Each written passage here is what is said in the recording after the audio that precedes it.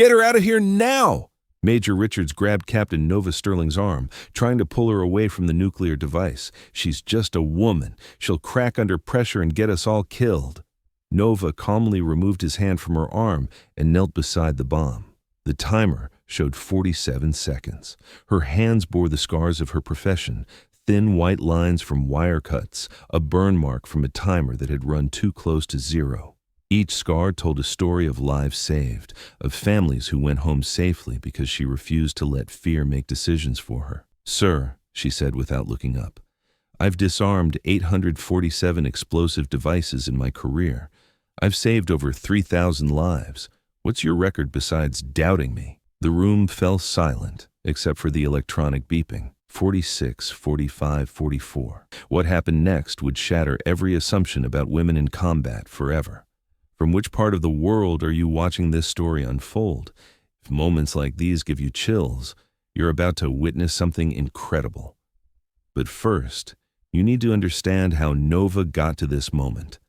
Captain Nova Sterling stood at 5 feet 6 inches with auburn hair pulled back in regulation style, her green eyes reflecting the same determination that had carried her through 8 years of military service. Unlike her male colleagues who wore their achievements like armor, Nova carried herself with quiet confidence, the kind that comes from proving yourself repeatedly in a world that expects you to fail. 18 hours earlier, intelligence intercepted chatter about a special delivery to the East Coast. The conversation, recorded by NSA listening posts in Eastern Europe, contained coded references that made veteran analysts reach for their emergency protocols. Words like sunrise package and beach vacation might sound innocent to civilian ears, but in the world of international terrorism, they painted a terrifying picture. Satellite imagery confirmed what everyone feared: a nuclear device, Russian in origin, sophisticated enough to level half of Virginia Beach. The images showed a sleek cylindrical object being transported in a specially modified shipping container, its lead-lined walls invisible to standard scanning equipment.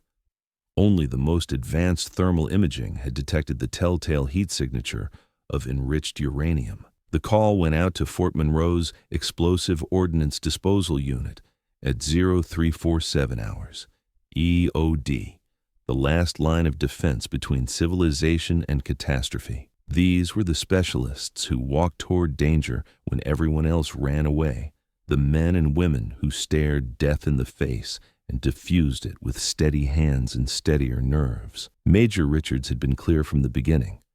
This operation requires our most experienced personnel. We can't afford mistakes. His briefing room voice carried the weight of 20 years in EOD, from Baghdad roadside bombs to sophisticated devices in Syrian urban warfare. He'd seen what happened when training met reality, when split-second decisions meant the difference between going home and being carried home. What he meant, but didn't say, was, "We can't afford to trust a woman with this." The words hung unspoken in the air like cordite after an explosion. Nova had heard variations of this her entire career. At the academy, instructors questioned whether women had the emotional stability for bomb disposal. During her deployment to Afghanistan, fellow soldiers wondered aloud if she'd freeze up under pressure when faced with sophisticated IEDs planted by Taliban bomb makers who treated explosive devices like deadly art forms. The doubts followed her through every assignment, every mission, every success. When she successfully disarmed a car bomb in Kandahar, saving 30 Afghan civilians, the unofficial word was that she'd been lucky. When she defused a complex device in a Baghdad marketplace, preventing what could have been hundreds of casualties, senior officers attributed it to textbook execution rather than exceptional skill. But Nova had stopped caring about their doubts years ago. She cared about the mathematics of explosive devices, the precise calculations that determined blast radius and shrapnel patterns. She cared about the physics of detonation sequences, the microsecond timing that turned stable compounds into devastating weapons. And she cared about the steady hands required to interrupt both processes before they could claim innocent lives. Everything else was just noise. Now, standing in the bunker beneath Virginia Beach with 2.3 million lives hanging in the balance, The noise had grown to a deafening roar. But Nova Sterling had learned long ago to focus on what mattered: the device, the timer, and the knowledge that failure wasn't an option. The device before them defied classification. Intelligence had called it Russian-made, but Nova's trained eye immediately spotted inconsistencies that made her stomach clench with recognition. She'd spent 3 years studying Soviet-era explosive technology at the Defense Intelligence Agency's specialized facility in Quantico, learning to identify the distinctive engineering signatures that marked Russian weapons. This wasn't one of them. The outer casing bore Cyrillic markings hastily etched into what appeared to be titanium steel composite, a material the Russians had never successfully manufactured at weapons-grade quality. But the internal components visible through the diagnostic port looked familiar. Too familiar. The circuit board layout followed American military specifications, with component spacing that matched U.S. electromagnetic interference standards. Even the serial numbers on visible microprocessors were from American manufacturers. Nova knelt closer, her trained eye cataloging details that others might miss. The quantum encryption interface wasn't just similar to American technology.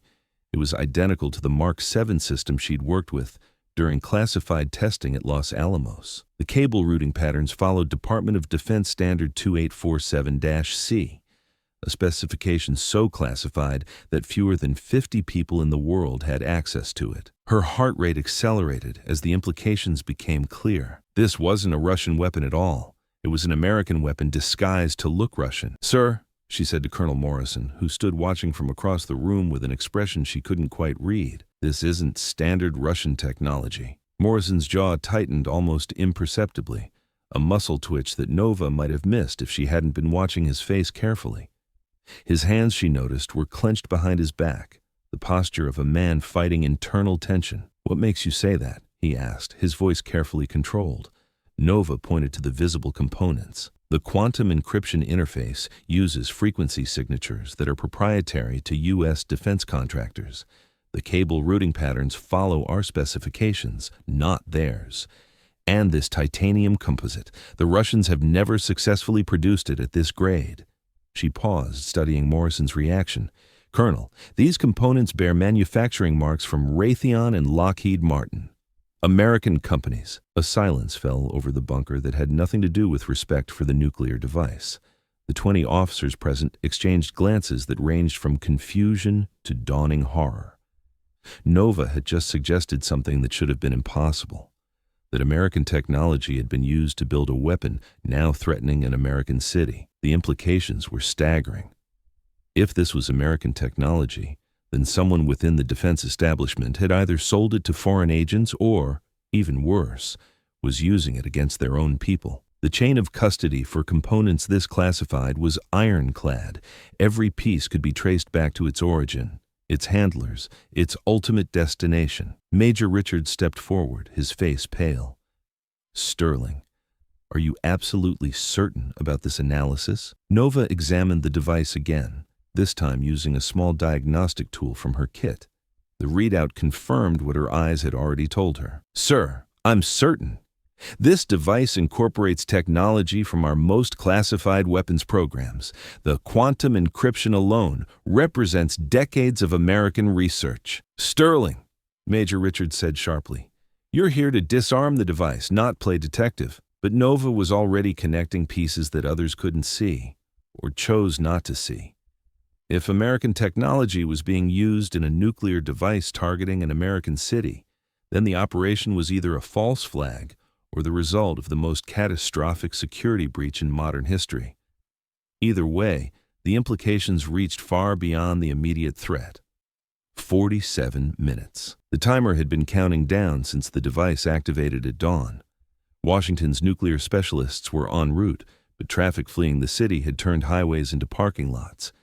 Even by helicopter, they were still 2 hours away. The device would detonate in 47 minutes. Nova knelt beside the cylindrical casing, her fingers tracing the seams where panels could be opened. Every EOD technician learned the same cardinal rule: never assume you understand the device until you've seen its heart. "Sterling, step away from that thing," Major Richards commanded. "We'll wait for the specialists." "Sir, the timer won't." Around the bunker, 20 male officers watched her with expressions ranging from skepticism to outright fear. Not fear of the bomb, fear of what might happen if they trusted a woman to save them. Colonel Morrison stepped forward. "Captain Sterling, I'm ordering you to step back. This device is beyond your capabilities." Nova looked up at him, her green eyes steady. "With respect, sir, how would you know? Have you disarmed a nuclear device before?" The question hung in the air like smoke from a detonation. 43 minutes. Against direct orders, Nova opened the first access panel. Inside lay a maze of colored wires: red, blue, yellow, green, black, white. But these weren't arranged in any pattern she had studied. Russian bomb makers typically used blue as the primary detonation circuit, but here the blue wire led to what appeared to be a secondary system. "This is wrong," she murmured to herself. "What's wrong?" asked Lieutenant Davis, one of the few officers who didn't seem ready to drag her away from the device. Russian protocols would put the primary detonation circuit on blue, but this, she traced a wire with her finger, careful not to apply pressure. "This puts the primary on green, which is American standard." 39 minutes. Major Richards keyed his radio. "Command, we need those Washington specialists here now. Sterling thinks the device is using mixed protocols." The response crackled back. "Negative. Highway 64 is completely blocked. Earliest arrival time is 2 hours." Nova continued her examination, opening the second access panel. Here, the sophistication became apparent. Quantum encrypted triggering mechanisms, fiber optic sensor networks, technology that existed only in the most classified American weapons programs. "Colonel Morrison," she said without looking up, "this device incorporates technology from our own arsenal." Morrison's voice was sharp. "That's impossible. No American technology has been compromised." "Then how do you explain quantum encryption keyed to frequencies we developed at Fort Monroe?" 35 minutes. The bunker erupted in voices. Accusations flew. How could Russian agents have accessed American quantum encryption? Who had security clearance for that level of technology? Nova ignored the chaos, focused on the device, but as she prepared to open the third panel, a hand grabbed her shoulder. "That's enough, Sterling."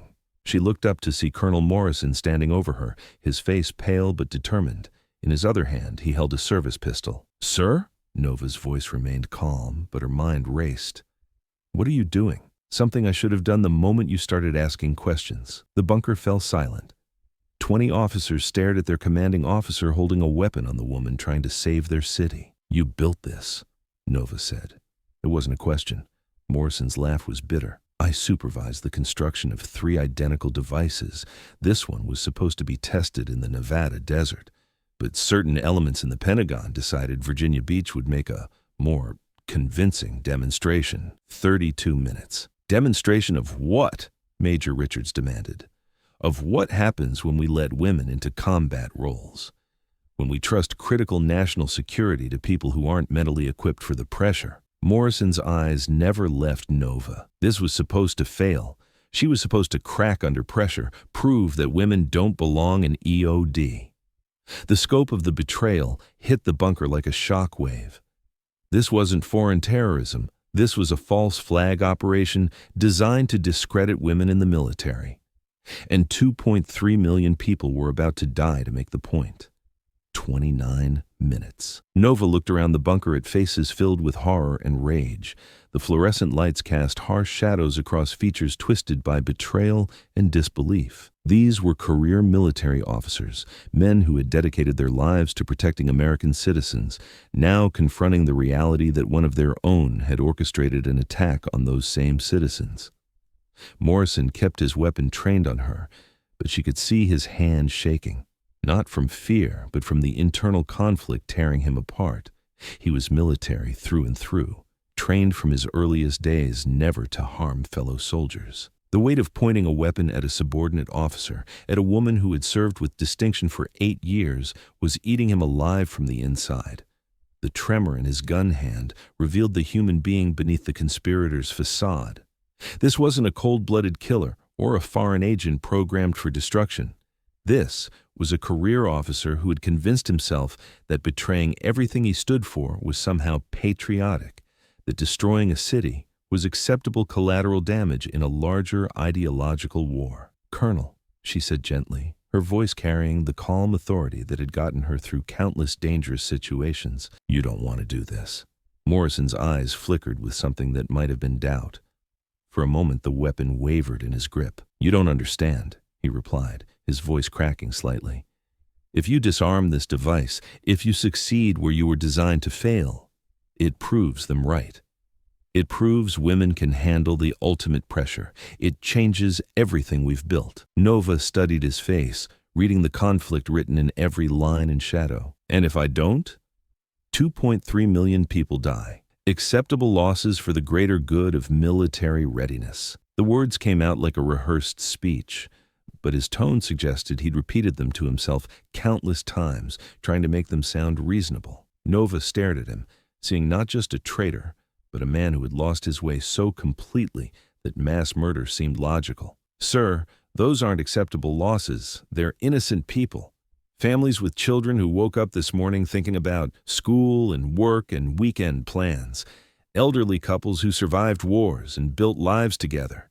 Young people with dreams and futures ahead of them." She gestured toward the ceiling, beyond which lay the city Morrison was willing to sacrifice. "They're not statistics in your ideological war.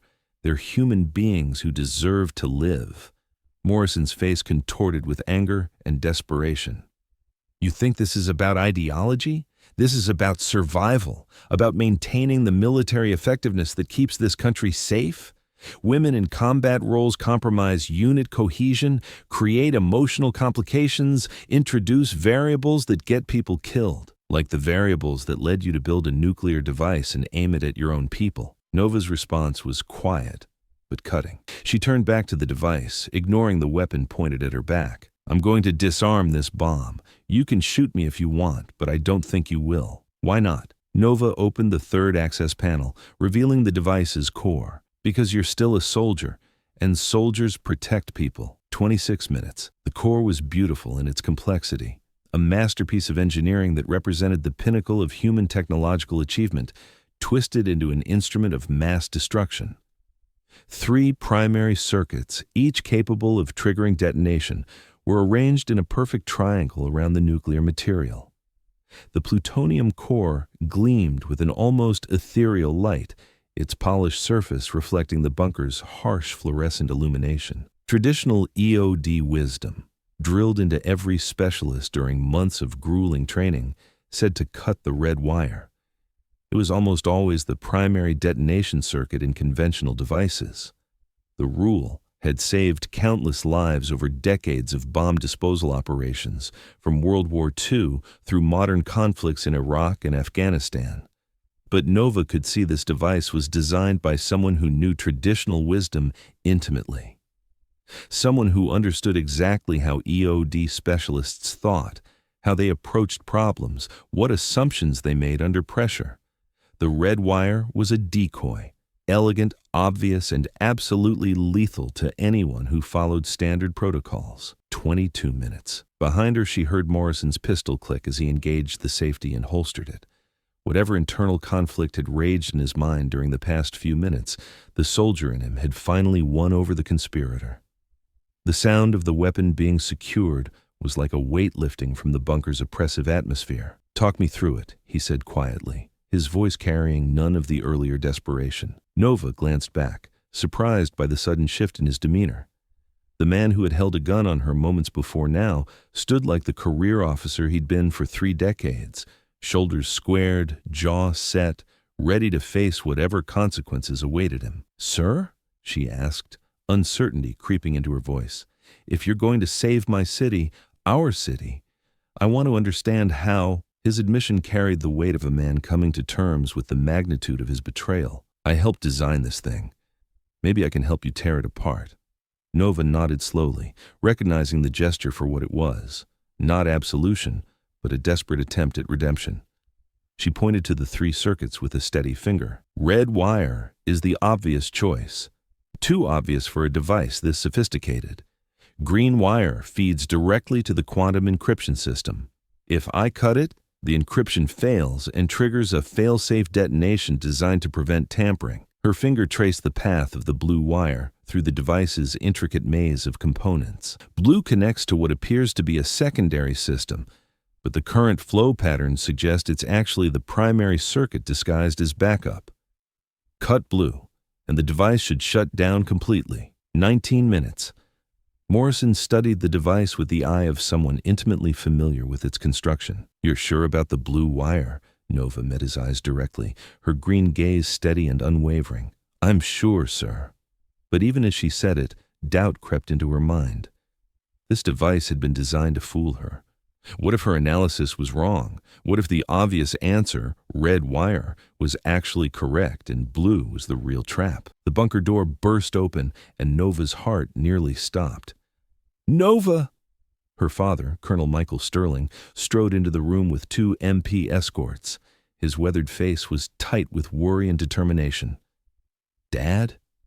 What are you doing here?" "I came to get you out of here." He looked at the device, then at his daughter kneeling beside it. "This isn't your responsibility." 15 minutes. Nova felt her hands begin to tremble for the first time. She'd faced down skeptical commanding officers, hostile foreign devices, and even an armed traitor. But her father's presence threatened to crack the professional composure she'd maintained throughout the crisis. "Dad, I can't leave. These people need me. I need you alive, Nova. Your mother, she made me promise to keep you safe.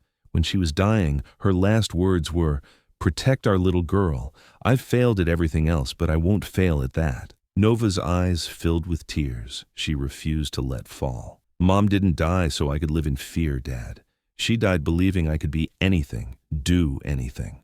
Don't dishonor her memory by asking me to abandon 2.3 million people." 12 minutes. She closed her eyes, fighting back tears. In her mind, she heard her father's voice from years of training. Mathematics, physics, and steady nerves. Everything else is just noise. She opened her eyes and looked at him. "You taught me that bomb disposal is about 3 things: mathematics, physics, and steady nerves. This is mathematics and physics, Dad. I need you to trust my nerves." Colonel Sterling stared at his daughter for a long moment, seeing not his little girl, but the woman she'd become. The soldier her mother had always believed she could be. Then he nodded. "Tell me what you need." 9 minutes. Nova positioned herself over the 3 wires. Around her, the bunker had fallen completely silent. Even the electronic systems seemed to whisper rather than hum. Red, green, blue. 1 would save the city, 2 would destroy it. Her analysis said blue. Logic said blue. Experience said blue. But what if she was wrong? 6 minutes. "Nova," her father said softly, "what does your gut tell you?" She paused. Military training emphasized logic over instinct, but her father was asking about something deeper. The intuition that came from years of experience, from understanding devices not just intellectually, but viscerally. "Blue," she said. "It has to be blue." 3 minutes. Her hand moved toward the blue wire, then stopped. Something nagged at her, a detail she'd missed, a pattern that didn't quite fit. 2 minutes. She looked again at the quantum encryption system. The frequencies weren't just American, they were specific to Fort Monroe's weapons program. But not the current program. These were from an older project, one that used different protocols. 1 minute. "It's not blue," she said suddenly. "What?" Major Richards stepped forward. "The encryption is from the Mark 7 program. That used inverted protocols. Blue becomes the trap, red becomes the solution." 30 seconds. Nova's hand moved to the red wire. Around her, she could hear her father praying quietly. Major Richards was holding his breath. Even Morrison stood frozen, waiting. 15 seconds. Her fingers closed around the red wire. "Mathematics, physics, and steady nerves," she whispered. 10 seconds. She looked up at her father one last time. "I love you, Dad." 5 seconds. Nova cut the red wire. The timer stopped. 00001. For a moment, the only sound in the bunker was Nova's rapid breathing. Then the electronic systems hummed back to life, status lights shifting from red to green across the board. "Device neutralized," she whispered, then louder, her voice breaking with relief. "Virginia Beach is safe. Everyone goes home today. The bunker erupted. Officers cheered, slapped each other on the back, reached for phones to call the all clear. Colonel Morrison slumped against a wall, whether from relief or despair, impossible to tell. Nova's father pulled her into a fierce hug. "How did you know?" he asked.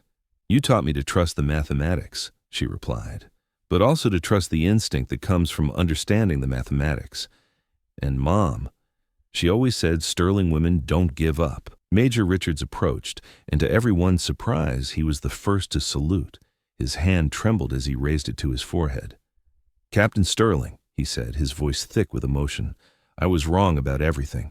Thank you for saving us despite me." "Sterling," he said formally, "I owe you an apology. You just saved 2.3 million lives." Nova wiped dust from the device off her hands. "I just did my job, sir." "No," he shook his head. "You did something extraordinary. And you did it while half the room was betting against you because of your gender." As the immediate crisis passed, the larger implications began to sink in. Colonel Morrison was quietly arrested, led away by military police, while investigators began unraveling the conspiracy that had put a nuclear device in an American city. The device itself was carefully transported to a secure facility for analysis, but Nova's preliminary assessment proved correct. It was built using American technology, designed specifically to be difficult for American EOD specialists to disarm. Except Morrison and his conspirators had made one critical error. They designed it to defeat male EOD specialists, who typically followed standard protocols. They hadn't accounted for Nova's unconventional approach, her willingness to question assumptions and trust her analytical instincts over conventional wisdom. 3 days later, Nova stood in the Pentagon receiving the Distinguished Service Cross from the Secretary of Defense. The ceremony was closed to the press. The full details of the Virginia Beach incident were classified, but Nova didn't mind. She'd never pursued recognition. "Captain Sterling," the secretary said as he pinned the medal to her uniform, "your actions have implications far beyond the lives you saved. You've proven that excellence in military service is about character and competence, not gender." Nova's response was characteristically direct. "Sir, I've never seen a bomb that cared whether the person disarming it was male or female. The device only responds to skill." 6 months later, Nova found herself back at Fort Monroe, now serving as chief instructor for advanced EOD training. Her first class included 12 students, 6 men and 6 women, the most gender-balanced EOD class in military history. "Mathematics, physics, and steady nerves," she told them on the first day. "Master these 3 things and you can face any device, any pressure, any situation." A young female cadet raised her hand. "Ma'am, what if people doubt our abilities because we're women?" Nova smiled, touching the photo of her mother she now wore pinned inside her uniform jacket. "Then you prove them wrong. Not with words, but with results. Show them that competence has no gender, that courage comes in all forms, and that the only thing that matters in the field is whether you can do the job." She paused, looking out at the faces before her, the next generation of EOD specialists who would carry on the mission. "And remember," she added, "when you're staring at that device with seconds left on the timer, all the doubters go silent. In that moment, it's just you, the mathematics, and the choice to act or fail. Make sure you choose to act." Every night, Nova still sees that timer in her dreams, not the countdown to 0, but the moment it stopped at 00001. Not because she fears failure, but because she remembers what success feels like when 2.3 million people get to see another sunrise, because you refused to let others' doubts become your limitations. The class nodded solemnly, understanding that they were being taught by someone who had faced that ultimate test and prevailed. Nova Sterling had proven that heroism isn't about gender. It's about being willing to walk toward danger when everyone else walks away, and having the skill to succeed when failure means catastrophe. In the end, that's what made her not just a good soldier, but an extraordinary one.